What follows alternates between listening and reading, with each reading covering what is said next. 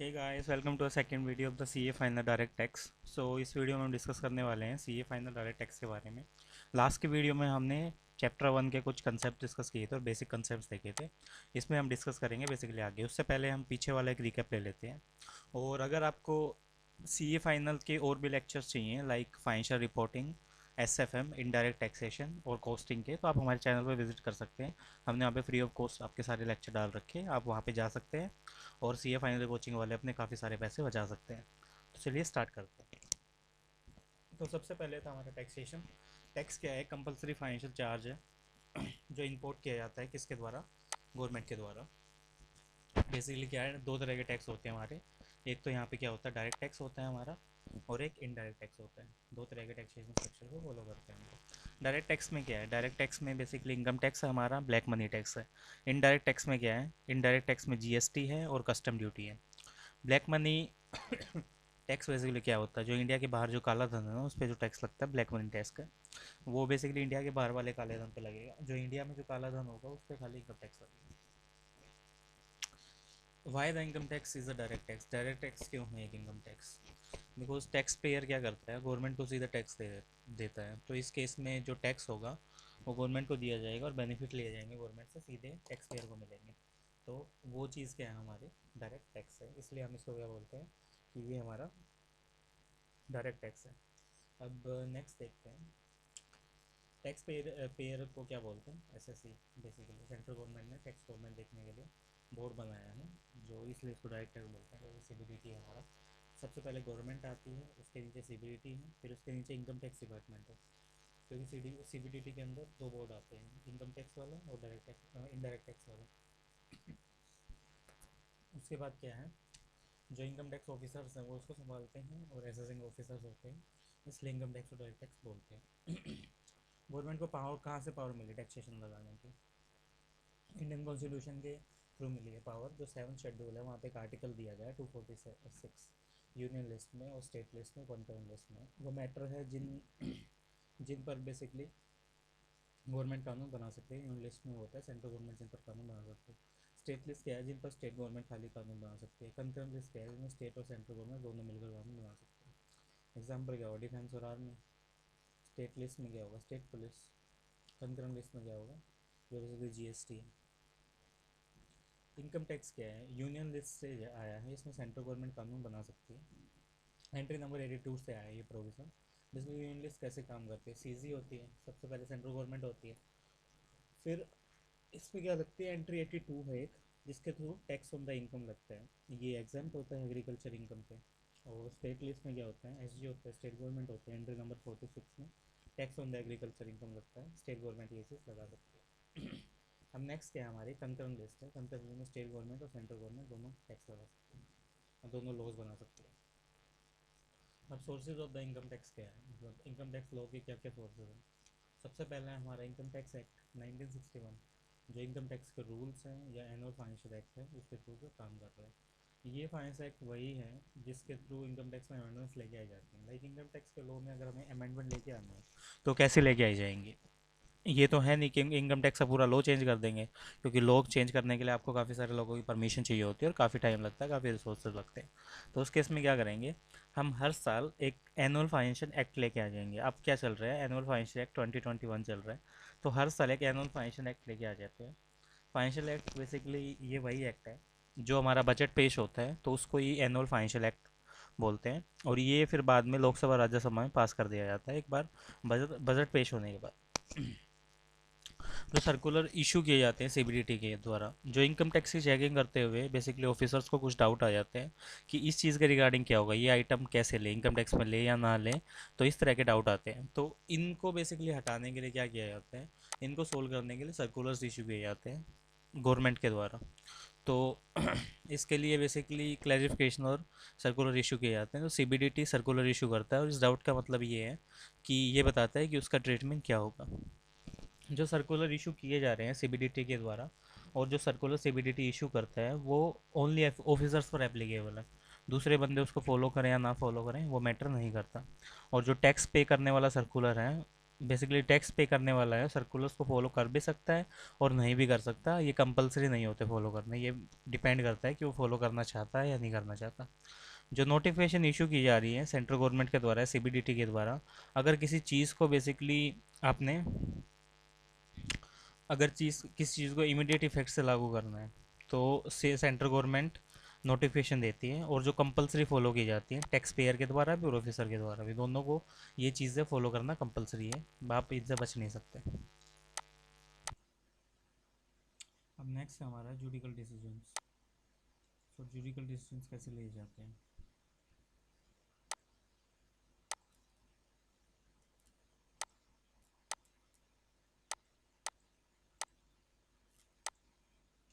सो judicial decision court basically अगर कोई dispute हो जाता है लाइक टैक्स पेयर और इनकम टैक्स डिपार्टमेंट के बीच में, टैक्स पर बोलता है कि मेरा टैक्स 1 लाख रुपए बनता है, लेकिन इनकम टैक्स बोल रहा है कि आपका टैक्स 2 लाख रुपए बनता है। तो उस केस में जो वो लोग कोर्ट में जाएंगे, और जो कोर्ट जो डिसीजन देता है ना टैक्स पेयर और इनकम टैक्स डिपार्टमेंट को इसके केस में, तो वो बेसिकली जुडिकल डिसीजन होते हैं, तो उसको बोलते हैं जुडिकल डिसीजन। लाइक एग्जांपल के लिए देख लेते हैं, मिस्टर ए था एक टैक्स पेयर, उसकी इनकम थी 5 लाख रुपए, बट इनकम टैक्स ऑफिसर ने बोला कि इसकी इनकम 8 लाख रुपए है। अब दोनों गए कोर्ट में। इस केस इस केस में जो कोर्ट ने जो डिसीजन देगा ना बेसिकली वो जुडिकल डिसीजन होगा, और एप्लीकेबल होगा दोनों टैक्स पेयर के पे भी और ऑफिसर पे भी। अब जो इम्पोर्टेंट डेफिनेशंस हैं इसमें क्या क्या है। सबसे पहले एक पर्सन, पर्सन किस चीज़ को बोलते हैं, इसमें कौन होता है person. Individual, H U F, firm, company, A O P, local authority, artificial judicial person. So ये सारे क्या होते हैं पर्सन। इसके बाद इंडिविजुअल कौन होता है। इंडिविजुअल बेसिकली कोई भी नेचुरल पर्सन, मैन या वुमेन, वो इंडिविजुअल है। एच यू एफ क्या है, एक फैमिली एंटिटी होगी, only Hindu undivided family, Hindu family बना सकती है, मेल एंड फीमेल दोनों होते हैं इसमें। इसमें हेड ऑफ द फैमिली करता होता है और अदर मेंबर्स क्या होते हैं, को पार्टनर्स होते हैं। एच यू एफ बनाने में एक से ज़्यादा मेल मेंबर्स की ज़रूरत होती है। अगर एक भी मेल मेंबर नहीं है तब भी ये काम चला सकते हैं, क्योंकि ये सब सर्कुलर्स अभी चेंज हो गए हैं। अगर आप एक भी मेल मेंबर नहीं है तब भी आप फीमेल फीमेल भी एच यू एफ बना सकते हैं। फर्म क्या होती है, पार्टनरशिप फर्म और एलएलपी होती है। पार्टनरशिप एक्ट के अकॉर्डिंग काम करती है, एलएलपी एक्ट के अकॉर्डिंग काम करती है। जो इनकम टैक्स की लाइबिलिटीज़ होती है ना अनलिमिटेड होती है एलएलपी में भी। कंपनी कैसे काम करती है, कंपनी एक्ट 2013 के अकॉर्डिंग काम करती है। एओपी और बीओआई बोलते हैं इसको, body of individual and association of person. So ABC ने मिलकर एक काम शुरू किया था, तो इसको आप एओपी बीओआई बोल सकते हो। लाइक एबीसी ने मिलकर एक काम शुरू किया और वो तीनों एक साथ काम कर रहे हैं, तो इसको आप बोल सकते हो एसोसिएशन ऑफ पर्सन बता रखे हो। लोकल अथॉरिटी क्या होता है, बेसिकली म्यूनसिपल कॉरपोरेशन को आप लोकल अथॉरिटी बोल सकते हो। आर्टिफिशियल जुडिशियल पर्सन क्या होते हैं, टेम्पल्स हो गए, आपके कोर्ट्स हो गए, तो यूनिवर्सिटीज़ हो गई, स्कूल्स हो गए, तो आर्टिफिशियल जुडिशियल पर्सन है। एसएससी क्या है, SSC means any person who is liable to pay the tax, कोई भी बंदा जो टैक्स पे कर सकता है, interest, penalty under the income tax act. कोई भी बंदा जो लाइबल है टैक्स पे करने के लिए, इंटरेस्ट और पेनल्टीज पे करने के लिए under the income tax act, उसको एसएससी बोलते हैं। क्या क्या इंक्लूड होता है, include deemed SSC, deemed SSC को इंक्लूड करेंगे इसमें, and the assessee in the default, basically कोई भी एसएससी है आपका अगर कोई डिफ़ॉल्ट में है तो उसको भी इंक्लूड करेंगे यहाँ पे। जब किसी पर्सन को बेसिकली टैक्स पे करना पड़ता है ना तो वो एसएससी होता है। अब ये बताओ कि असेसमेंट ईयर आपका इतना दे रखा है, तो असेसमेंट ईयर 2021 के टाइम पे तो वो बेसिकली क्या होगा, उसके हिसाब से हम क्या टैक्स पे करेंगे और कितना बेसिकली हमें इसमें देखना है, तो ये चीज़ हम आगे देखते हैं। तो असेसमेंट ईयर बेसिकली इसमें क्या होता है, मतलब किस चीज़ को बोलते हैं हम लोग असेसमेंट ईयर। सो जैसे असेसमेंट ईयर ये होगा, लाइक आपका टैक्स पेमेंट ईयर बनता है 2021 का, ठीक है। 2021 का आपका टैक्स पेमेंट ये बनता है, इनकम टैक्स पेमेंट है ईयर है आपका 2021 में। और जो आपकी 12 मंथ की जो इनकम लेते हैं ना वो लेंगे हम 1 अप्रैल से लेके 31 मार्च तक की, पिछले साल की। क्योंकि टेक्निकली एक बात समझो आप, कि अगर आप कोई भी टैक्स पे कर रहे हो, लाइक आपने कोई भी टैक्स पे किया, आप इनकम फिर उसी साल की लोगे, आप इनकम उस हिसाब से उसी साल के लोगे जिसमें आपको पे करना है। लाइक अब जैसे 20-21 में टैक्स पे कर रहे हैं, 20-21 कब से शुरू होगा? 1 अप्रैल 2020 से लेके 31 मार्च 2021 तक। तो इस पीरियड में हाँ पिछले साल की इनकम टैक्स पे करेंगे ना। लाइक जो 20-21 में अभी 1 अप्रैल से लेके 21 तक की जो इनकम, वो तो हमने कमाई ही नहीं है, वो तो अगले साल कमाएंगे, मतलब अगले साल तक कमा के अगले साल उसका टैक्स पे करेंगे। तो अभी इनकम कौन सी कमाई है? इनकम कमाई थी हमने 1/4/19 को, इनकम कमाई थी हमने बेसिकली। यहाँ पे अगर मैं देखूँ तो इनकम हमने कमाई है अभी,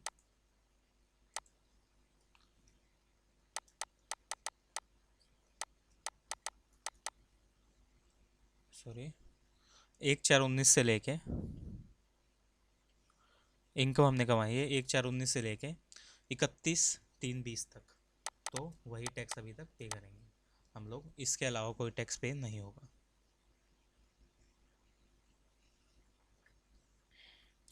तो इसी को हम टैक्स पेमेंट ईयर मानेंगे अपना। जो इनकम अर्निंग ईयर होगा हमारा, ये बेसिकली प्रीवियस ईयर होगा जो भी है हमारा। और अब जैसे न्यू बिजनेस देखना हमें, from the date of new business to 31 March.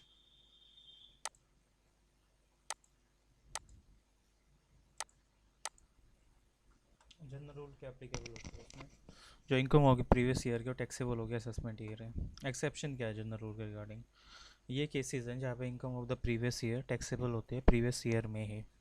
Income of the non resident shipping business, basically आपका कोई बिजनेस है जो इंडिया में काम नहीं कर रहा, शिपिंग का बिजनेस है। अबे आप ऐसे बोल सकते हैं कोई इंटरनेशनल कुरियर आया है और उसके थ्रू जो आपको इनकम हो रही है, तो वो बेसिकली उसी साल टैक्सेबल होगी। Income of the person live India permanently for the long duration, कोई बंदा है इंडिया छोड़ के जा रहा है, तो उससे टैक्सेशन भी ले लो, क्योंकि अगले साल तक कहाँ वेट करोगे। Income of the discontinued business, basically business बंद हो गया, बिल्कुल बंद ही हो रहा है, तो वो अगले साल तक वेट कहाँ करोगे, उससे टैक्स अब ले लो। Income of the person trying to transfer his assets for the avoid tax, basically कोई बंदा है वो अपनी एसेट्स को ट्रांसफ़र करना चाहता है टैक्स को अवॉइड करने के लिए। सो भाई ऐसे बंदे को तो पहले पकड़ो, उससे फटाफट टैक्स लो। AOP BOI या AGP फॉर्म की गई है पर्टिकुलर पर्पज़ के लिए। AGP लाइक कोई बेसिकली आपने कोई शॉप खड़ी करी, या आपने कोई शॉप खोली 3 बंदों ने मिलके दिवाली के टाइम पे, बोला मतलब दिवाली की सेल लगाएंगे और दिवाली के ऑफर्स वगैरह बेचेंगे, और जितनी मतलब दिन होते हैं, 1 महीना, 1 महीने के लिए हम ये शॉप खोलेंगे और इससे जो कमाई होगी वो तीनों में बांट लेंगे। तो वो बेसिकली उनका जॉइंट वेंचर टाइप हो गया। तो एक पर्टिकुलर पर्पज़ के लिए की थी, दिवाली के बाद वो बंद कर देंगे, तो उस चीज़ को क्या बोल सकते हैं आप? AGP। उन पे बेसिकली फटाफट उनसे income tax low. Cases where the income is taxable in the year in which comes the notice of the department, in cases में बेसिकली इनकम टैक्स तभी लग जाएगा जब डिपार्टमेंट ने इस चीज़ को देखा, लाइक ब्लैक मनी उसने देख लिया, फटाफट टैक्स लगाओ, 1 मिनट का भी मतलब उसमें देरी मत करना। सेक्शन 68 के cash credit, any some is found credit in the books of SSC, कोई बड़ा सा पैसा उसके अकाउंट में दिखा, करोड़ों रुपए आ रहे हैं बैंक अकाउंट में डे बाय डे, वो कोई जस्टिफिकेशन भी नहीं दे पा रहा कहाँ से आ रहे हैं कैसे आ रहे हैं, तभी टैक्स लगाओ फटाफट। अनएक्सप्लेन्ड इन्वेस्टमेंट मनी, करोड़ों अरबों की इन्वेस्टमेंट कर रखी है फाउंडर की, और उसके पास कोई जस्टिफिकेशन भी नहीं है, डिस्क्लोज भी नहीं कर रखा बुक में, और कोई जस्टिफिकेशन नहीं है कहाँ से आया पैसा, कहाँ से ज्वेलरी आई है, फटाफट टैक्स लगाओ।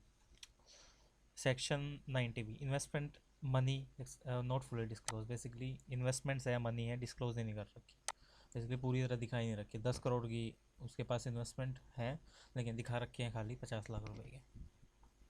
सेक्शन 69C अनएक्सप्लेन्ड एक्सपेंडिचर है, SSC ने इंकर किया है कोई भी एक्सपेंडिचर, अगर सैलरी 10,000 रुपये की है लेकिन BMW खरीद के बैठा हुआ है, तो भाई एक्सपेंसेस देखो कहाँ से आई है BMW, किसी ने गिफ्ट दिया है, उसने ब्राइब लिया है, कैसे किया। SSC has a no explanation of the source, SSC के पास कोई सोर्स का एक्सप्लेनेशन है ही नहीं, कहाँ से आई है, कैसे पैसा आया है, सारी चीज़ों का कोई भी एक्सप्लेनेशन नहीं उसके पास। अब अनएक्सप्लेन्ड एक्सपेंडिचर देखो, अगर कोई बड़ा एक्सपेंडिचर किया है बट उसका कोई एक्सप्लेनेशन दे ही नहीं पा रहा हो बंदा, तो वह अनएक्सप्लेन्ड एक्सपेंडिचर है। लाइक कोई बड़ा सा उसने एक्सपेंडिचर किया बट उसका कोई एक्सप्लेनेशन दे ही नहीं पा रहा कि मतलब SSC, तो वह अनएक्सप्लेन्ड एक्सपेंडिचर है।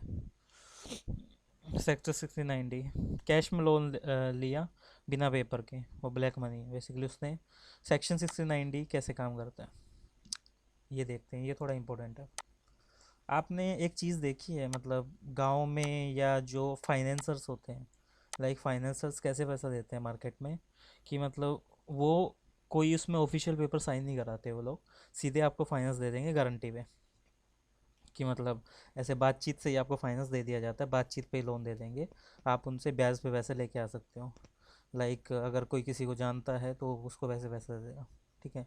तो वो पैसे बेसिकली कैसे होते हैं, कैश में होता है वो पैसा, वो कोई आपके बैंक में ट्रांसफ़र नहीं किया जाता, वो लोग आपको कैश में देते हैं। जैसे बेसिकली दुकानों यहाँ बाज़ारों में भी करते हैं, छोटी छोटी सिटीज़ या गांव में होता है ये, कि मतलब एक साहूकार एक बंदा होता है, फिल्मों में दिखाते थे, जैसे कोई बंदा साहूकार होता है, उसके पास अपनी ज्वेलरी रख के लोग ब्याज पे पैसे लेके आते हैं, तो वो चीज़, ठीक है।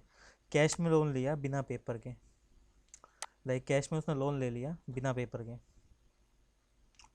तो वो बेसिकली ब्लैक मनी है आपकी। ना कोई पेपर दिया, कुछ भी नहीं दिया है, कैश में लोन लेके आ गए, तो ब्लैक मनी है। जो अमाउंट बोरो की जाएगी और रिपेड की जाएगी उसको हुंडी बोलते हैं, हुंडी। जो भी अमाउंट आपकी बोरो की जा रही है या रिपे की जा रही है तो उस चीज़ को क्या बोलते हैं, हुंडी। ये बेसिकली ब्लैक मनी है पूरी तरह। बिना किसी सिक्योरिटी के साहूकार से लोन ले रखा है आपने, अदर देन अकाउंट पे चेक, कोई अकाउंट पे चेक नहीं दिया साहूकार ने आपको, खाली कैश की रकम दी है सीधी की सीधी। जैसे फिल्मों में दिखाते हैं कि मतलब एक बंदा अपनी ज्वेलरी गिरवी रख के लोन ले लेता है, उससे कोई डॉक्यूमेंट्स वगैरह कुछ नहीं होते, फिर वो ज़मीन उसकी हड़प लेते हैं, तो वो चीज़ है। Deem to be income of the person borrowing और पेइंग, बेसिकली ये उस पर्सन की इनकम हो सकती है जो बोरो करना चाहता है या जो पे करना चाहता है। पैसा ब्याज पर लेते ही वो बेसिकली ब्लैक मनी बन जाएगी। अगर पैसा आपने ब्याज पर ले लिया तभी आपकी क्या होगी, वो ब्लैक मनी होगी, उसी टाइम उसी दिन आपकी ब्लैक मनी बन गई। However if borrowed amount deem to be income earlier, basically या फिर बोरोड अमाउंट है आपकी, उसको आप इनकम मान सकते हो पहले, देन अ टाइम ऑफ और रीपेमेंट के टाइम पे वो बेसिकली आपकी इनकम नहीं मानी जाएगी। लाइक उसको हुंडे बोलते हैं। आपने किसी साहूकार से पैसा लिया ब्याज पे, कोई डॉक्यूमेंट नहीं रखा बेसिकली, और ना उसने को आपको कोई डॉक्यूमेंट दिया, उसने सीधा आपको कैश में पैसा दे दिया, तो वो बेसिकली आपकी ब्लैक मनी है पूरी तरह। और बोरोड अमाउंट होगी वो आपकी इनकम होगी पहले, उसके बाद रीपेमेंट के टाइम पे वो बेसिकली इनकम कंसिडर नहीं की जाएगी, रीपेमेंट के टाइम पे ब्लैक मनी मानी जाएगी कि ये ब्लैक मनी है, उस बंदे के लिए ब्लैक मनी और आपके लिए भी। अदर पॉइंट्स इसमें क्या क्या है, income under the section 68, 69, 69 A, 69B, 69C is taxable at the special rate. Basically ये कुछ सेक्शंस हैं, 68, 69, 69A, 69B, 90C। तो ये क्या होती है, टैक्सेबल होती है एक स्पेशल रेट के ऊपर, एक स्पेशल रेट के ऊपर इनको टैक्सेबल किया जाता है। स्पेशल रेट वो क्या हो सकती है, स्पेशल रेट ये है 78%, इस स्पेशल रेट के ऊपर ये टैक्सेबल होते हैं। इंडियन ब्लैक मनी पर ये टैक्स लगता है 78।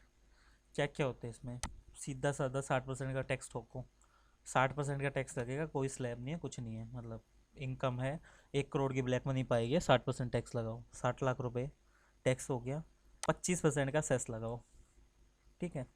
60 लाख का 25% सेस लग गया, कितना हो गया, 60 लाख का 25% आप निकालोगे 15, 75 हो गया, 75 पे 4% सेस लगा दो, 75 पे आपका क्या हो गया, 4% सेस लगा दो, तो सीधा साधा 78% की स्पेशल रेट आ गई, इस पर ब्लैक मनी का टैक्स ठोकना है। No deduction of an expenditure, कोई डिडक्शन नहीं दी जाएगी भाई, पहले ही इतना पैसा छुपा के रखा बैठा है आपने, तो कोई डिडक्शन नहीं दी जाएगी, पूरी इनकम पर टैक्स लगेगा, कोई डिडक्शन नहीं दी जाएगी। No set off an loss, कोई लॉस सेट ऑफ नहीं होगा, कोई बेसिक अजम्पशन लिमिट नहीं होगी, बेसिकली पूरी की पूरी आपकी क्या होगी, ये इस पर टैक्स लगेगा। अब नेक्स्ट आता है सेक्शन 4, चार्जिंग सेक्शन कैसे काम करता है। ये सेक्शन क्या बताता है कि किस अमाउंट पर कितना टैक्स और कब लगेगा। लाइक सेक्शन 4 क्या बताता है हमें, चार्जिंग सेक्शन है ये एक ही चीज़ बताता है कि कौन सी अमाउंट है, उस पर कितना टैक्स लगना है और वो कब लगेगा, तो ये चीज़ें बेसिकली कैसे होंगी, तो ये हमें बताता है चार्जिंग सेक्शन। लाइक आपका इनकम टैक्स है हमारा, टोटल इनकम पर लगता है, टोटल इनकम होगी किसी पर्सन की, उस पर इनकम टैक्स लगेगा, उस एक रेट पे जो स्पेसिफाई की गई है हमारे फाइनेंस एक्ट में या इनकम टैक्स एक्ट में, ठीक है। और जनरल टैक्स रेट बेसिकली इसी तरह अप्लाई की जाती है। जनरल टैक्स स्लैब क्या होती है आपकी, 10, 15, 20% की जनरल टैक्स स्लैब होगी जो इनकम टैक्स की लगती है। और कंपनी टैक्स रेट्स क्या होंगी, 25% के हिसाब से कंपनी टैक्स लग रहा है। फाइनेंस टैक्स एक्ट कैसे काम करेगा, स्पेशल टैक्स रेट जो लगती है ना आपकी इनकम टैक्स रेट में, टैक्स ऑन लॉटरी होता है 30%, ब्लैक मनी का टैक्स होता है 78% और कैपिटल गेन का टैक्स होता है 30%। बेसिकली इनकम कब होती है आपकी, जब टोटल इनकम है उस पर आप अपनी रेट स्पेसिफाई करोगे कि इस इनकम से मेरी टोटल रेट पर टैक्स लगना चाहिए। और बेसिकली दो रेट दी गई है, एक तो फाइनेंशियल एक्ट के थ्रू है शेड्यूल 1 में, जो आपकी जनरल टैक्स रेट है सब पर लगती है, जो इनकम टैक्स का स्लैब है इंडिविजुअल एच यू एफ सब पर लगता है, सैलरीड पर्सन नॉन सैलरीड सब पे। कंपनी टैक्स रेट है 25% के हिसाब से सब पे लगती है। अब इनकम टैक्स रेट 1961 है, इसमें क्या है स्पेशल टैक्स रेट है कुछ, एक तो लॉटरी हुई है या कैपिटल गेन हुआ है या बेसिकली कहीं और से पैसा जीता है तो 30% का टैक्स तो उस पर है सीधा साधा, कोई भी मतलब वो नहीं है आपका, मतलब कोई भी डायरेक्शन या और कुछ नहीं मिलेगा। ब्लैक मनी भाई निकली 78% का टैक्स है तो सीधा कोई डिडक्शन कुछ नहीं मिलेगा, कैपिटल गेन वगैरह हुआ 30% का टैक्स है। तो ये कुछ टैक्सेशन स्ट्रक्चर होते हैं। इसी में सेक्शन 4 चार्जिंग सेक्शन बोलता है कि मतलब किस अमाउंट पर टैक्स लगेगा और कब लगेगा और कितना लगेगा। अब स्टेप्स क्या होते हैं कैलकुलेट करने के टोटल इनकम, बेसिकली कैसे टोटल इनकम आपकी कैलकुलेट की जाती है। सबसे पहले डिटरमाइन किया जाता है और चेक किया जाता है रेजिडेंटल स्टेटस को, कि आपका रेजिडेंटल स्टेटस क्या है। बेसिकली सबसे पहले ये देखा जाएगा कि आप रेजिडेंट हो या नॉन रेजिडेंट हो, मतलब इंडिया के हो या एनआरआई हो, क्या हो आप। उसके बाद आपकी इनकम देखी जाएगी हर हेड के अंदर, मतलब पता चल गया कि बंदा भाई दिल्ली में रहता है और ये रेजिडेंट है, उसके बाद इसकी इनकम देखो। सैलरी है, सैलरी से कमा रहा है। हाउस प्रॉपर्टी है, घर भी है इसका, इसने चढ़ा रखा है किराए पे। बिजनेस भी करता है साथ के साथ, छोटा मोटा बिजनेस उससे कमा रहा है। Income from the capital gain, basically इसने 2 साल पहले अपने गांव में ज़मीन बेची थी, नहीं इसी साल इसने गांव में ज़मीन बेची थी, 3 महीने पहले। तो वो कैपिटल गेन हुआ, इसको 10 लाख की ज़मीन इसने 50 लाख में बेचती। और अदर सोर्सेज मतलब इसका जो बेटा है वो भी पैसे कमाता है, वो बेसिकली वेब सीरीज़ में काम करता है, या इसका जो बेटा है माइनर चाइल्ड है वो बेसिकली चाइल्ड आर्टिस्ट है, तो वो भी पैसे कमाता है, वहाँ भी देखो। इन सब की इनकम लेते हैं और टोटल इनकम निकालते हुए इंडिविजुअल की कंपनी की इनकम निकालते हुए बेसिकली ये नहीं लेते, ये सब इनकम बेसिकली इंडिविजुअल के केस में लेते हैं, कंपनी के निकालते हुए नहीं लेते। अब सेकंड क्या होगा, क्लबिंग ऑफ इनकम। अगर माइनर चाइल्ड ने इनकम कमाई है तो वो भी बेसिकली मोम डैड की इनकम में क्लब हो जाएगी, माइनर चाइल्ड की मोम डैड की इनकम में क्लब कर दो। अब थर्ड स्टेप को है set of and carry forward the loss, अगर कोई लॉस हो रखा है उसको तो उसको बेसिकली घटा देंगे यहाँ से। अब फोर्थ क्या आएगा, ग्रोस टोटल। अब कितना ग्रोस टोटल बना पूरा का पूरा इसका, तो ये हमने देख लिया। इसके बाद 1 2 3 आपके ये सारी चीज़ों को ऐड कर दो। आपका एक तो ये था रेजिडेंटल स्टेटस वाला, एक डिटरमाइन किया था आपने income under the each head. उसके बाद आपने क्या देखी थी, ये लॉस देखा था, इसको बेसिकली इन तीनों को प्लस कर दो, ये आपकी आ गई ग्रोस टोटल इनकम यहाँ पे। इसमें से डिडक्शन घटा दो जो चैप्टर 6 to 1 की हो रही है, लाइक जितनी भी आपकी डिडक्शन हो रही है डिडक्शन सब घटाओ, क्या क्या डिडक्शन यहाँ पे मिलनी चाहिए, ATG की, ATC की, ATU की, सब हटा दो। अब छठे स्टेप में आपकी क्या आ गई, टोटल इनकम आ गई, मतलब टोटल इनकम मेरी कितनी बनती है वो आ गई यहाँ पे, टोटल इनकम किस हिसाब से मैं डालूंगा। अब मेरा 7 स्टेप क्या काम करेगा कि आपकी जो टोटल इनकम आ गई उसके 2 पार्ट कर दो टोटल इनकम के, एक तो आपकी जनरल टैक्स रेट है, एक आपकी बेसिकली दो दो पार्ट कर दो उसके। सबसे पहले आपकी जनरल रेट इनकम कौन से, मतलब सिंपल इनकम कौन से है, सैलरी PGBP के थ्रू जो आई है, हाउस प्रॉपर्टी के थ्रू आई है, उस पर एक जनरल टैक्स रेट लगेगी जो लगती है हमारी एज़ पर द लॉ। अब स्पेशल इनकम देखो आपकी, स्पेशल इनकम कौन सी है, मतलब कौन से कैपिटल गेन हुए, लॉटरी से क्या कमाया था, उस पर स्पेशल टैक्स लगेगा, ठीक है। अब इन दोनों को कैलकुलेट करके क्या करेंगे, मतलब जनरल टैक्स रेट और स्पेशल टैक्स रेट को ऐड करके 8 स्टेप में क्या आ गया, टोटल टैक्स निकाल दिया हमने, टोटल टैक्स का कितना बनता है। उसके बाद इसमें क्या करेंगे, सरचार्ज, अगर कोई सरचार्ज इस पर लगना चाहिए वो भी ऐड कर देंगे अगर टोटल इनकम आपकी लिमिट से ज़्यादा है। उसके बाद फिर इसमें क्या करेंगे हम लोग, सेस ऐड कर देंगे, 4% का सेस लगाओ टैक्स एंड सरचार्ज के हिसाब से, टैक्स और सरचार्ज के ऊपर 10% 4% का सेस लगाओ। उसके बाद क्या होगा, आपका टोटल टैक्स निकल जाएगा कि टोटल टैक्स कितना पे करना है, और इसमें से माइनस कर दो TDS TCS एडवांस टैक्स को कोई पे किया है, उसके बाद आ गया net tax payable.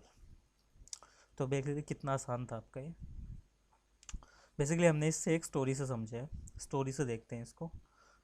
Mister A था, राम था। राम को हमने देखा, राम भाई दिल्ली का निवासी है, ठीक है, सबसे पहला ये देख लिया। मतलब आप एक इनकम टैक्स ऑफिसर हो और मैं राम हूँ, आप मेरे पास आए, आपने देखा कि राम क्या है, दिल्ली का निवासी है, तो ये रेजिडेंट है। उसके बाद हम आपने मेरी क्या बोला, इनकम दिखाओ भाई अपनी, P and L balance sheet सारी चीज़। तो मैंने इनकम दिखा दी। एक तो मैं सैलरी ले रहा था, कंपनी में काम करता था। दूसरा मेरी हाउस प्रॉपर्टी की इनकम थी, मेरा घर एक रेंट पे चढ़ा रखा था मैंने। तीसरा मैं एक छोटा मोटा बिजनेस भी करता था, उसकी इनकम आती थी। चौथा मैंने 2 महीने पहले ज़मीन बेची थी, उसका मेरे को 40 लाख रुपए कैपिटल गेन हो रखा था। पाँचवा अदर सोर्सेज से मैं थोड़ी बहुत इनकम कमाता था।